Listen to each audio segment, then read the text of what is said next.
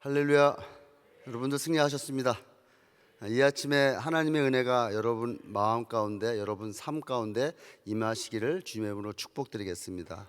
오늘 바이블 타임 말씀은 전도서 8장 말씀과 고린도후서 4장 말씀입니다. 여러분, 전도서는 12장으로 구성되어 있는데요, 이 두 부분으로 나눕니다.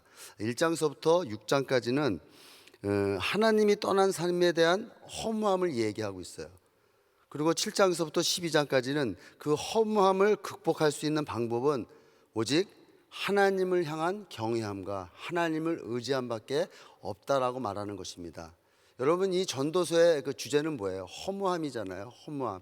그러니까 하나님이 없는 인생은 허무하다는 거예요. 하나님이 함께 하시는 인생은 아무것도 아니라는 것이죠. 그것을 이 솔로몬이 그 일생을 하나님과 동행하며 또 하나님의 떠난 삶을 보면서 그것이 고백된 게 바로 이 전도서인 것입니다.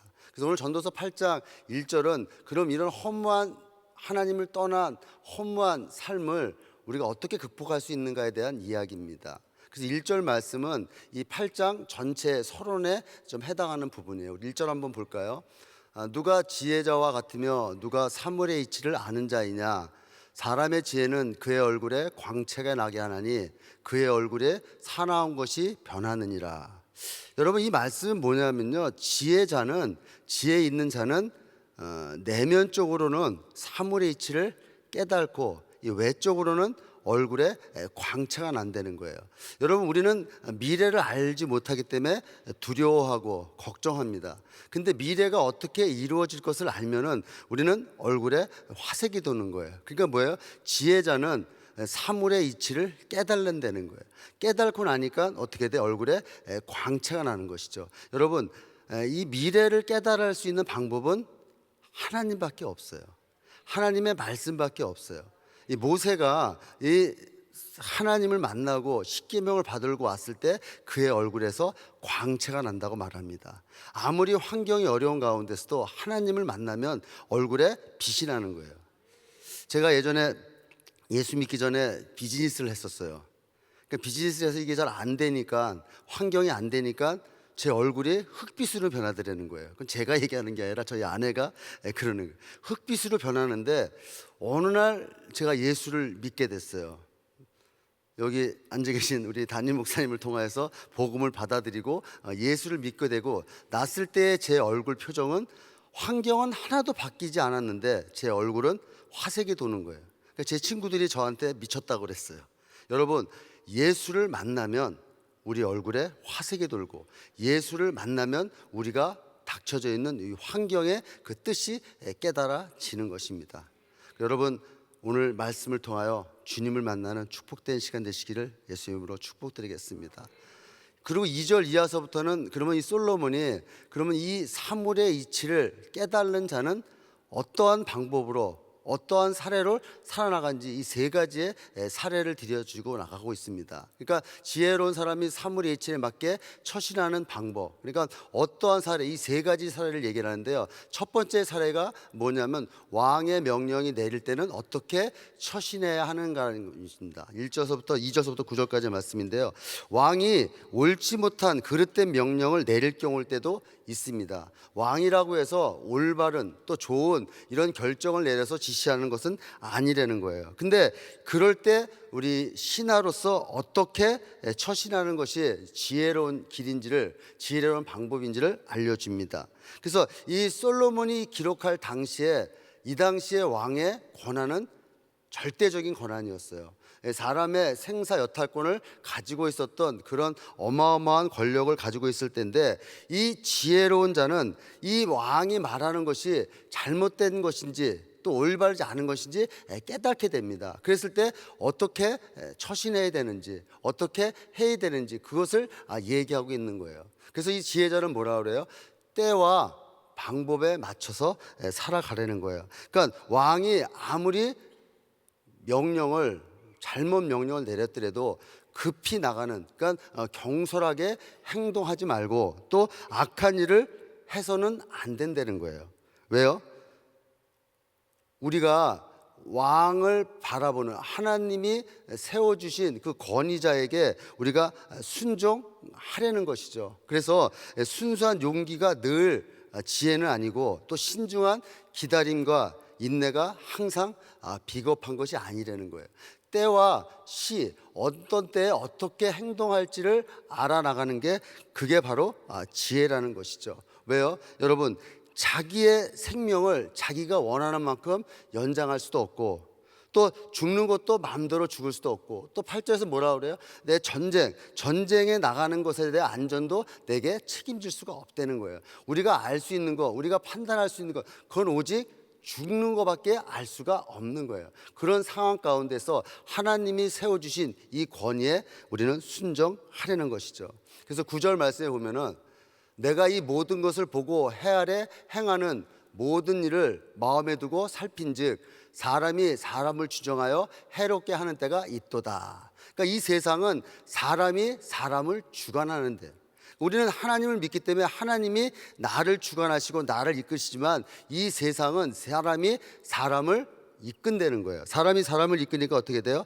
사람이 사람의 주장 가운데, 그러니까 내가 어떠한 주장을 부려도 그 사람, 하나님이 주신 그 권위자가 나를 해하게 할 수도 있고 나를 악하게 할 수도 있고 나를 죽이게 할 수도 있다는 거예요. 그럼 뭐예요? 하나님의 권위에 순종하는 것이, 하나님이 주신 그 권위에 순종하는 것이, 그것이 지혜로운 자의 삶이다라고 말하고 있습니다. 그래서 사도 바울이 로마서 13장 1절로 2절로 이렇게 설명하고 있어요. 각 사람은 위에 있는 권세들에게 복종하라. 권세는 하나님으로부터 나지 않음이 없나니 모든 권세는 다 하나님께서 정하신 바라. 그러므로 권세를 거스리는 자는 하나님의 명을 거스림이니 거스리는 자들은 심판을 자취하리라. 여러분, 하나님이 모든 권세를 주셨다는 거예요.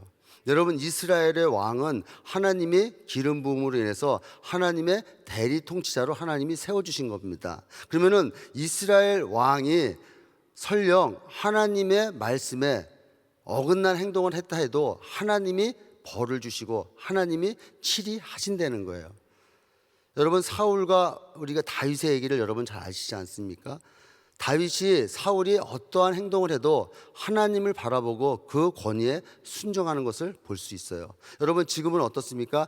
예수님이 몸된 교회의 머리로서 교회의 질서를 확립하셨어요. 담임 목사님을 통하여 또 권한을, 또 그룹장을 통하여 권한을 주셨습니다. 그러면 이 권한에 내 마음이 안 맞는다, 내 생각과 틀리다 해도 거기에 순종하는 것이 바로 지혜자가 갖춰야 될 행동이라는 거예요. 근데 여러분의 신앙생활에서도 어떻습니까? 내 생각은 이런데 이건 아닌 것 같은데 하는 그런 마음, 그것은 뭐예요? 결국은 하나님 앞에 불순종하는 거라는 거예요.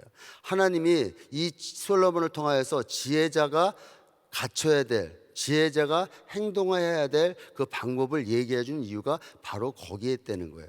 하나님 앞에 순종하는 것이 하나님이 세워준 그 권위에 순종하는 것입니다. 그럴 때 우리는 얼굴에 광채가 나시는 거예요. 옆에 사람들 한번 얼굴을 보세요. 광채가 나죠. 다 순종하는 사람들입니다. 우리 은혜교회 성도님들은 다 우리 담임 목사님 말씀에 또 그룹 부목사님들 말씀에 또 그룹장 말씀에 이 순종하면서 주의 뜻을 이뤄가기 때문에 다 광채가 나는 거예요. 여기에서 빛이 나는 게 아니라 그 성도 속에서 막 빛이 팍팍 나오는 것 같아서 눈을 뜰 수가 없는 것 같습니다. 아멘.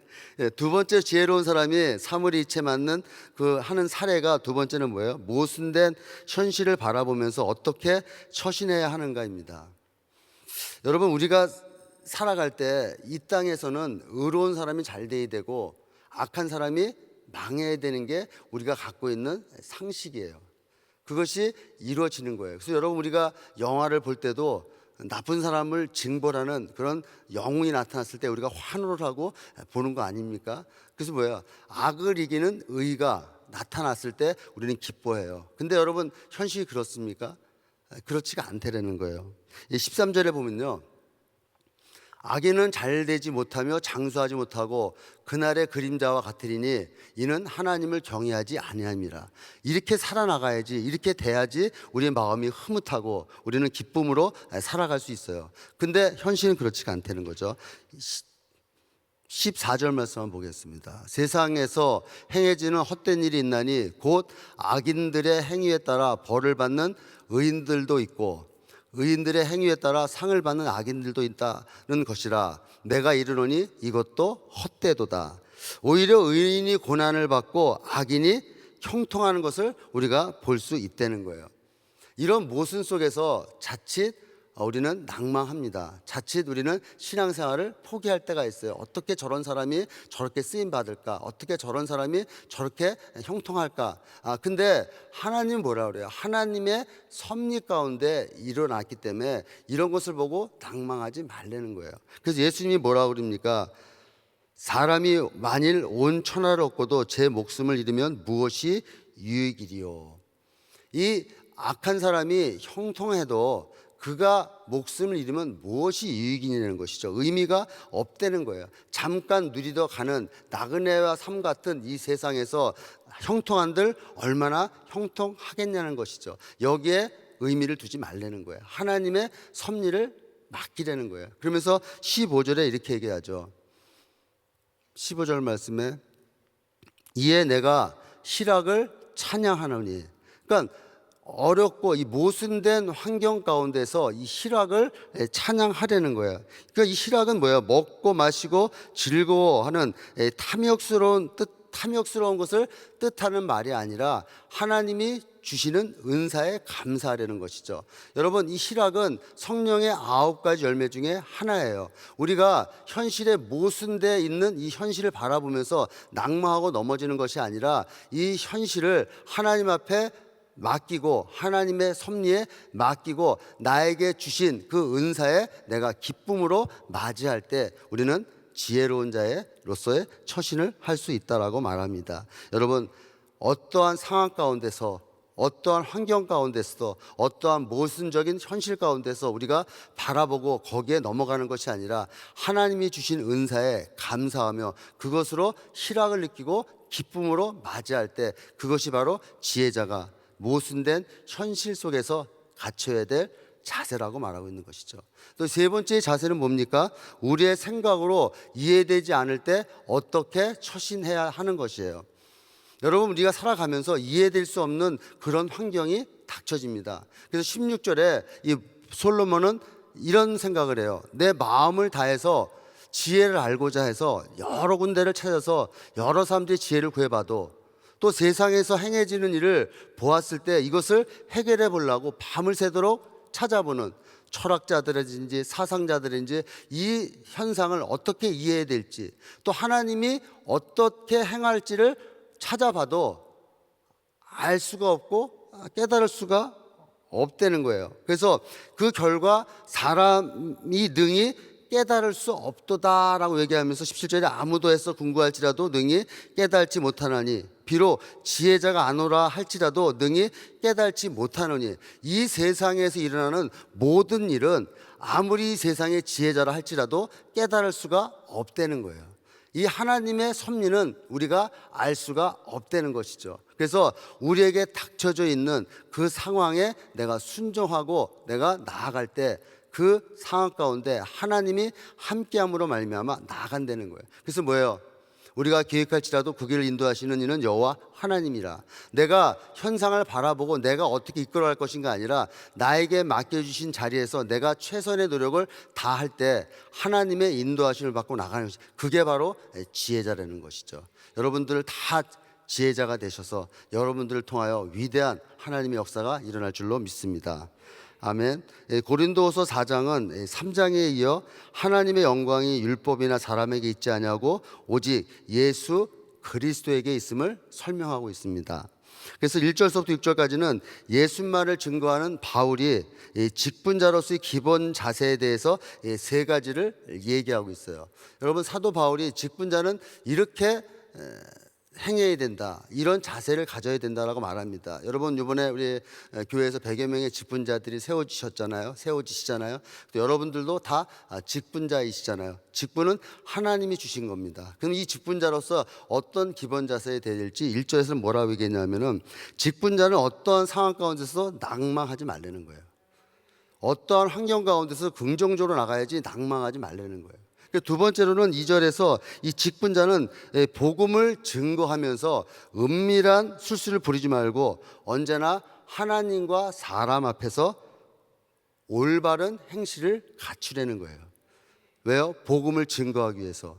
나의 삶이 거룩성이 유지되는 그런 삶을 살 때 복음은 전해질 수가 있으니까 어떠한 술수를 부려서 복음을 전할 생각하지 말고 내가 먼저 사랑과 하나님 앞에 올바른 행실, 거룩성을 유지하려는 것입니다.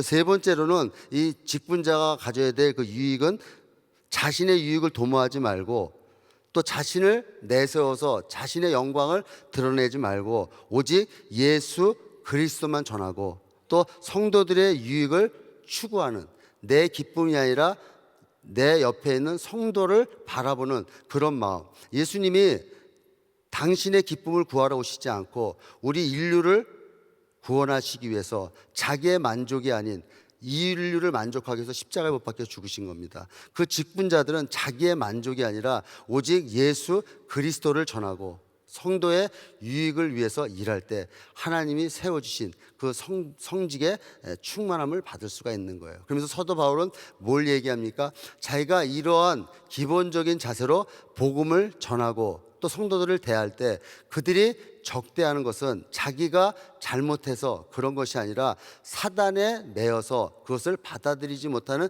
그것 때문에 그렇다라고 말하고 있습니다. 여러분, 우리가 마음을 다해서 성심성의껏 거룩성을 유지하고 복음을 전하고 성도를 대했을 때 그 성도가 또 복음을 받아들이는 사람이 받아들이지 않았을 때 그것은 결국은 사단에 의해서 조종되는 그런 세력이라고 보라는 거예요. 그래서 구원받도록 택함받은 자들의 태도가 아니라는 것이죠. 그래서 그들의 비난을 참고 자신의 사역의 정당성을 공포하는 거예요. 여러분 사역하면서 많이 낭망될 때도 있어요. 근데 그것이 뭐예요? 내가 거룩성이 회복되지 못하기 때문에 나의 아이덴티티, 나는 하나님이 세워주신 직분자이다. 나는 하나님 앞에 거룩하게 살아나간다. 나는 하나님 위해서 애쓴다라는 이런 마음을 가질 때 결코 낭망할 수가 없고 또 환경을 바라보지 않는다는 것이죠. 그래서 7절 이하로는 이 직분을 받은 자들에 대한 목적에 대해서 설명합니다.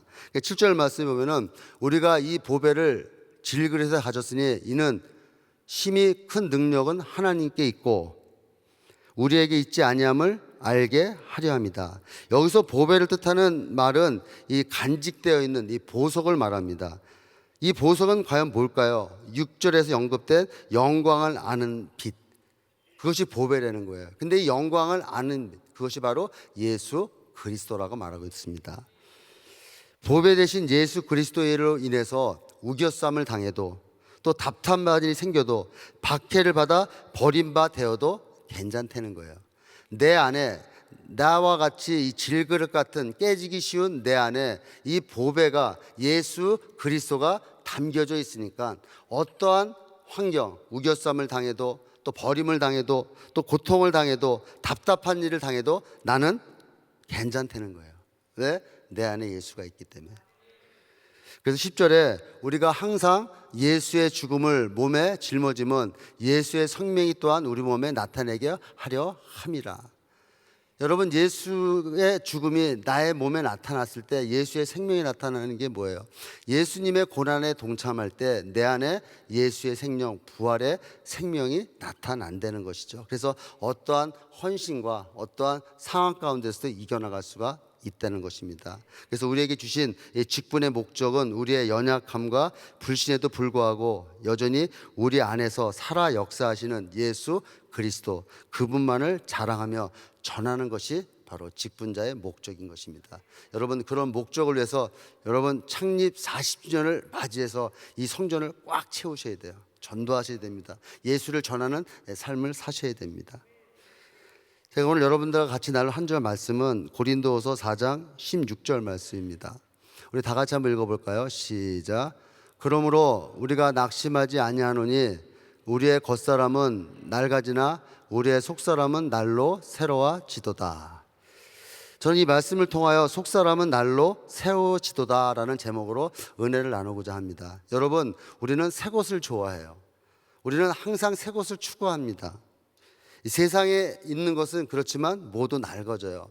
오늘도 성경에서 말하는 것이 다 썩어서 없어진다는 것입니다. 이 세상 것은 다 후패해진다는 거예요. 썩어서 없어진다는 거예요. 근데 이 겉의 모습, 이 겉모습은 후패해지고 썩어 넘어져도 내 안에, 내 속사람이 온전히 새로워지면은 우리는 어떠한 상황 가운데서도 주에 맡긴 사역을 잘 감당할 수가 있습니다. 그래서 사도 바울은 겉사람이 후패해진다 그래서 낙심하지 말라는 거예요. 여러분, 모세는 80에 주님한테 부름받아서 이스라엘 백성들을 구원해냅니다. 겉모습은 늙어졌지만 이 속 사람은 새로워져서 주의 사역 감당해요.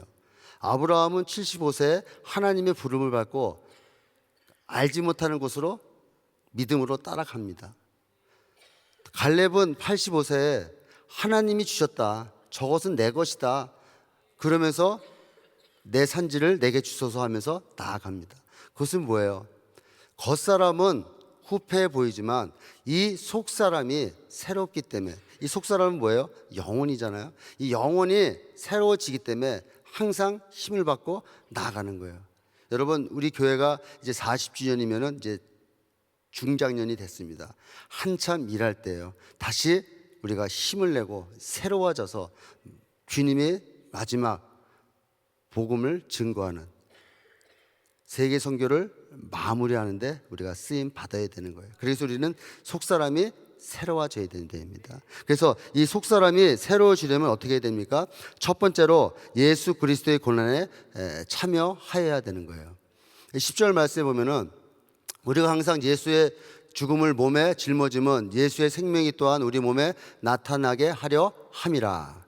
여기서 예수의 죽인 것은 뭐예요? 십자가를 가리킵니다. 여러분, 십자가는 뭐예요? 우리의 죄를 위해서 구원해 주신 그 예수님의 고난을 의미하는 거예요. 그러니까 이 십자가를, 그것을 우리 몸에 짊어진다는 것은 예수님이 고난받은 그 고난을 동참하려는 거예요. 우리도 그 희생, 그 고난에 동참하려는 거예요. 그럴 때 예수의 생명이 우리에게 나타난다라고 말하고 있어요. 여러분, 예수의 고난에 참여하는 성도만이 예수의 생명으로 말미암아 새로워질 수가 있는 것입니다. 그러면 예수님의 고난에 동참한다는 것이 무엇을 가리킵니까? 그것은 교회에 수고하고 봉사하려는 거예요. 여러분, 교회는 바로 예수 그리스도의 몸이기 때문에 그렇습니다. 그래서 골로새서 1장 24절에 이렇게 얘기하고 있어요. 나는 이제 너희를 위하여 받는 괴로움을 기뻐하고 그리스도의 고난을 그의 몸된 교회를 위하여 내 육체를 채우니라. 여러분, 우리 성도님들은 각자 있는 곳에서 교회를 위해서 수고하고 교회를 위해서 헌신하고 교회를 위해서 섬기십니다. 근데 이것이 내 유익이 아니라 예수 그리스도의 고난에 동참하는 일이라면 내가 내 영광이 아니라 예수 그리스도를 바라보면서 나갈 수가 있다는 거예요. 그러니까 어떻게 돼? 주님이 주시는 힘으로 말미암아 어렵고 힘들고 고통 가운데 있지만 내가 기쁨으로 할 수가 있는 것이에요. 여러분, 일하는 게 그게 쉬운 거 아니잖아요. 어렵잖아요. 그렇지만 거기서 내가 그리스도의 고난에 동참한다라는 그런 마음을 가지면 기쁨으로 할 수 있는 거예요. 우리를 위해서 십자가에 못 박혀 주신 주님께서 그런 고난을 당하셨는데 내 이 수고를 못 하겠는가? 내가 이 헌신을 못 하겠는가? 누구를 위해서? 주님을 위해서. 여러분, 제가 문화사역국을 담당하고 있습니다. 근데 제가 문화사역국을 담당하면서 처음 이 뮤지컬 하는 과정을 이렇게 지켜봐요. 근데 저는 너무 감동이 되고 너무 이렇게 기쁨이 나는 게 뭐냐면요, 많은 우리 성도님들이 늦게까지 연습하세요. 또 자기의 시간과 자기의 물질을 들여서 오늘은 제가 음식을 대접하겠습니다, 오늘은 제가 섬기겠습니다. 자기가 돈도 안 받고 와서 수고하고 애쓰는데 본인이 밥 사고 그런다는 거예요. 그리고 또 권사님들은 또 지하에서 옷을 만드느라고 의상을 만드느라고 매일 와서 일하십니다. 또 어떤 권사님은 소품을 만들려고 자기의 시간을 들여서 와서 자기 돈 내고 밥 사 먹으면서 그렇게 수고하고 애쓰는 거예요. 근데 그분들이 한결같이 얘기하는 것이 주님 때문에, 주님 때문에. 여러분, 보이지 않는 곳에서 수고하고 애쓰는 손길들이 너무 많아요. 이런 손길 때문에 주님의 나라는 일어나가는 겁니다. 여러분, 이렇게 나갈 때 이것이 뭐예요? 그리스도 안에 있는 거예요. 그리스도 안에 있을 때 여러분 힘들고 낭망되지만 그럼에도 불구하고 주님 때문에 기뻐할 수가 있는 것입니다. 그래서 고린도후서 5장 17절에 그런즉 누구든지 그리스도 안에 있으면 새로운 피조물이라 이전 것은 지나갔으니 보라 새 것이 되었도다. 여러분, 우리가 그리스도 안에 그리스도의 고난에 동참할 때 우리는 새로운 피조물이 되는 줄로 믿습니다. 두 번째로는 미래의 영광을 바라보아야 되는 거예요. 우리의 속사람이 날로 새로워지려면 어떻게 해야 됩니까?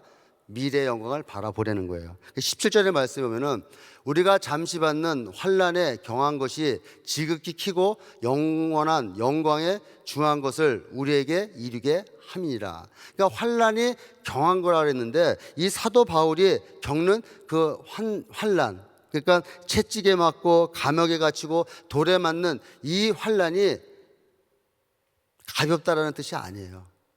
이 가벼운 게 아니라 미래의 영광을 바라보니 지금 받는 고난이 경화되는 거예요. 가볍다는 거예요. 여러분, 우리 교회 선교하는 교회잖아요. 그죠? 저희 그룹에서도 이번에 이제 콜롬비아 TD 가고 또 태고 또 인카운터 선교하고 또 교회에서 많은 선교를 합니다. 여러분, 선교는 불편한 거예요. 그죠? 선교제 나가면 잠자리도 불편하지, 먹는 것도 불편하지, 시간도 들여야지, 내 물질도 들여야지. 우리가 살아나가는데 불편한 거예요. 살아나는데 힘든 거예요. 근데 그 힘든 것을 우리가 겪는 이유가 뭡니까? 그것을 기쁨으로 겪는 이유가 뭐예요? 예수 복음이 전해짐으로 말미암아 예수님 오실 그날을 예비하는 그런 기쁨을 맛보기 때문에 우리는 그 어렵고 힘든 가운데서도 이겨나가는 겁니다. 여러분, 우리가 바라보는 것은 미래의 영광을 놓고 바라볼 때 우리 겉사람은 힘들고 어려워서 낭망될지 몰라도 우리 속사람은 날로 새로워져서 하나님의 사역을 감당할 줄로 믿습니다. 세 번째로는 뭐예요? 보이지 않는 것에 주목해야 된다는 거예요. 17절, 18절 말씀에 보면은 우리가 주목하는 것은 보이는 것이 아니요 보이지 않는 것이니 보이는 것은 잠깐이요 보이지 않는 것은 영원함이라. 여러분, 여기서 이 주목하다라는 이 말은요, 이 집중해서보다 소망하다라는 뜻이에요. 이 보이지 않는 것에 우리가 집중하고 보이지 않는 것에 우리가 소망을 가질 때 지금 현실에 바라보는 것들은 우리의 마음에, 우리의 생각에, 우리 뜻대로 되어지지 않지만 내가 보이지 않는 그 하나님을 바라볼 때, 보이지 않는 그 예수 그리스도를 바라볼 때 우리는 하나님이 기뻐하시는 귀한 사명 감당할 줄로 믿습니다. 그래서 오늘도 말씀에서 뭐라 그래요? 보이는 것은 없어진다는 거예요.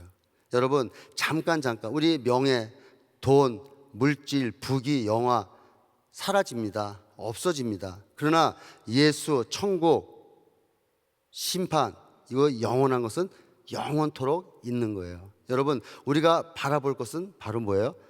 예수 그리스도라는 거예요. 그래서 믿음은 바라는 것들의 실상이요 보지 못하는 것들의 증거다라고 말하고 있어요. 여러분, 우리가 보여지는 그런 것들, 여러분, 그래서 구약에서는 뭐가 보여집니까? 우리의 축복에 보여지는 것이 재물, 장수, 이런 것들이 보여져요. 근데 이것의 본질은 바로 예수 그리스도라는 거예요. 그래서 골로새 2장 3절에 그에게는 지식과 지혜와 모든 보화가 감춰져 있느니라. 예수 그리스도를 바라보는 게 바로 보이지 않는 것을 바라보는 겁니다. 여러분이 담임 목사님이 매번 나오셔서 믿음의 선포하라 그러잖아요. 믿음의 선포하는 이유가 뭐예요?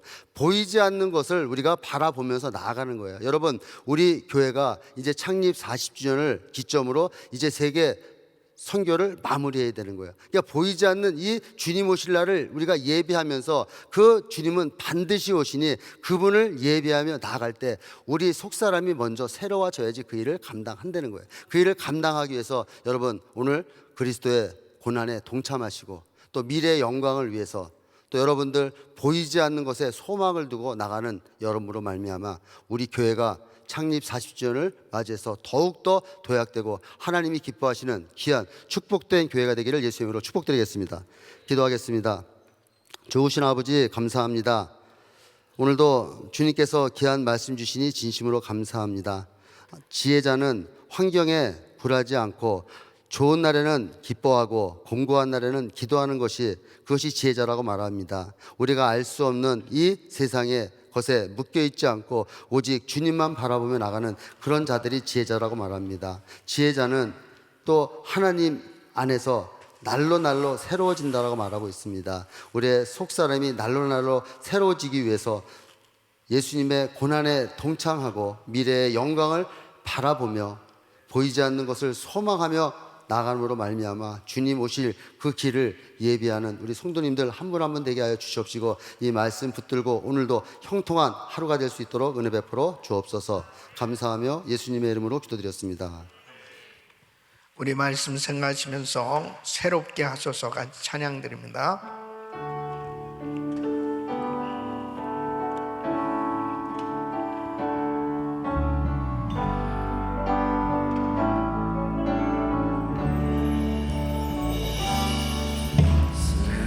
새롭게 하소서 주님 상한 나의 마음을 새롭게 하소서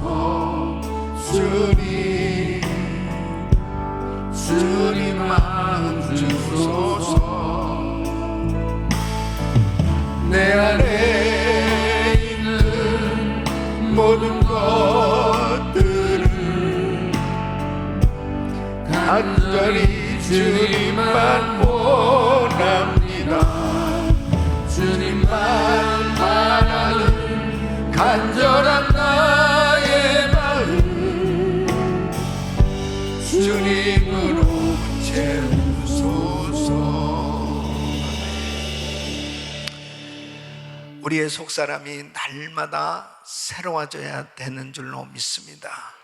날마다 우리의 속사람이 새로워지는 것은 영혼이 잘 되는 것입니다. 신앙생활을 오래 하면 할수록 정말 이 겉사람은 후패해져 가고 이 속사람은 날로 새로워져야 그 신앙생활은 성공하는 겁니다. 정말 우리 교회가 창립 40주년을 맞이하면서 벌써 세월이 흘려서 40년이 됐다는 것, 그 많은 세월 속에서 정말 하나님이 기뻐하시는 영혼 구원하는 일을 위해서 많은 사역들을 감당한 것도 참 귀하지만 성도 한 분 한 분이 오랜 시간 신앙생활을 하면 할수록 속사람이 날로 새로워지는 것, 그것이 바로 하나님이 기뻐하는 교회인 것입니다.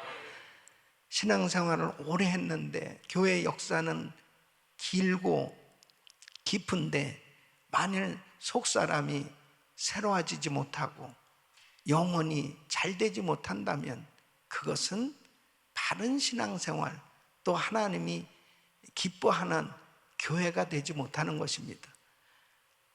교회 역사가 길어지고 신앙의 연륜이 깊어질수록 우리의 영혼은 날로 새로워져야 되는 것입니다. 순수해져야 되는 것입니다. 더 주님을 뜨겁게 사랑해야 되는 것입니다. 질그릇 안에 담긴 이 보배, 바로 복음 때문에 우리는 새로워질 수 있는 것입니다. 그 영광의 복음을 우리가 가지고 있기 때문에 절대로 낭망하지 않는 거예요. 그 복음이 있기 때문에 우리는 영광스러운 이 직분을 감당할 수 있는 것입니다. 이제 우리는 이번 한 주간 동안 더 집중적으로 기도하고 싶은 것이 그거예요. 정말 교회가 많은 일 한 것 자랑하려고 하는 것보다 어떻게 하면은 내가 정말 내 속사람이 날로 새로워지고 있는지, 더 주님을 닮아가고 있는지, 더 주님께 영광을 돌리는 좀 더 지도자들이 겸손해지고 더 하나님 앞에 부족함을 깨닫고 몸부림치면서 우리 주님, 어떻게 하면 주님을 높여드리고 주님의 영광을 드러낼 수 있는 교회가 될 수 있을까? 만일 그렇게 될 수 있다면 하나님이 기뻐하실 거예요. 이번 한 주간 동안 우리는 더 마음을 겸비하고 하나님 앞에 우리들 자신의 신앙을 돌아보면서 정말 내 입술에 계속 불평과 원망과 부정적인 말들이 쏟아져 나오고, 그리고 하나님 기뻐하지 않은 세상적이고 세속적인 그런 용어들과 그런 삶의 모습이 비춰진다면 그것은 영혼이 잘된 것이 아니에요. 바로 하나님 앞에 어떻게 하면 감사, 찬양, 그리고 정말 남을 나보다 낮게 여기고 한 영혼이라도 주님 앞에 더 인도하려고 하는 마음과 늘 주님 앞에 회개하는 그런 심령으로 주님 앞에 드려지고 있다면 그 속사람은 날로 새로워지고 있는 줄로 믿습니다. 어떻게든지 우리는 하나님의 이름을 높여드리고 그리고 하나님께 영광을 돌리는 복된 신앙이 되어야 될 줄로 믿습니다. 두 손을 가슴에 모으시고 몸이 아프면 아픈 곳에 손 얹으십시오. 거룩하신 아버지 하나님, 속사람이 날로 새로워지기를 원합니다. 아버지 하나님을 더욱더 닮아가는 저희들이 되기를 원합니다. 질그릇 안에 담긴 법에 이 복음의 영광과 기쁨이 충만한 저희들이 되기를 원합니다. 하나님께서 저희들에게 이 놀라운 은혜를 베풀어 주신 이 귀한 은혜 재단에서 더욱더 귀한 직분을 감당할 수 있도록 도와주시옵소서. 날마다 감사가 넘치게 하여 주시옵시고 자유함이 있게 하여 주시옵시고 하나님께 영광을 돌리는 복된 삶이 되게 하여 주옵소서.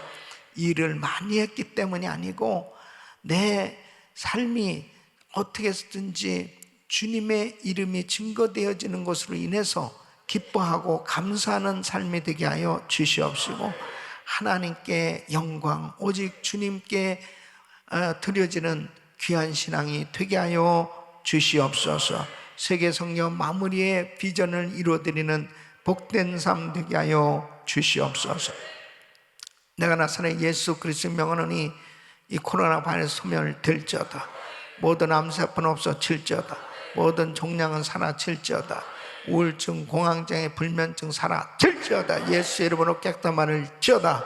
주여 역사하여 주시옵소서.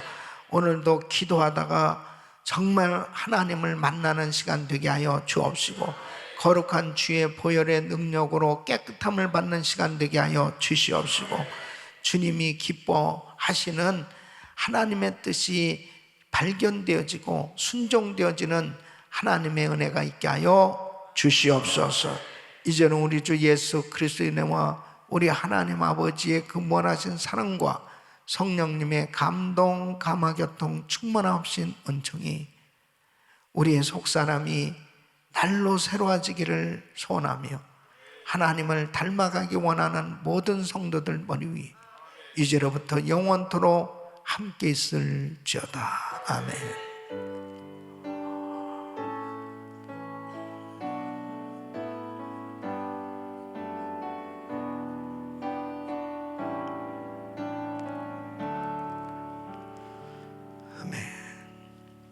기도하실 자리 잡으시고 우리 부흥회 목요일부터 있을 귀한 성회 위해서 간절히 기도하시고 특별히 강사 목사님 위해서 기도하시고 또 우리들 자신들이 그릇을 준비해야 됩니다.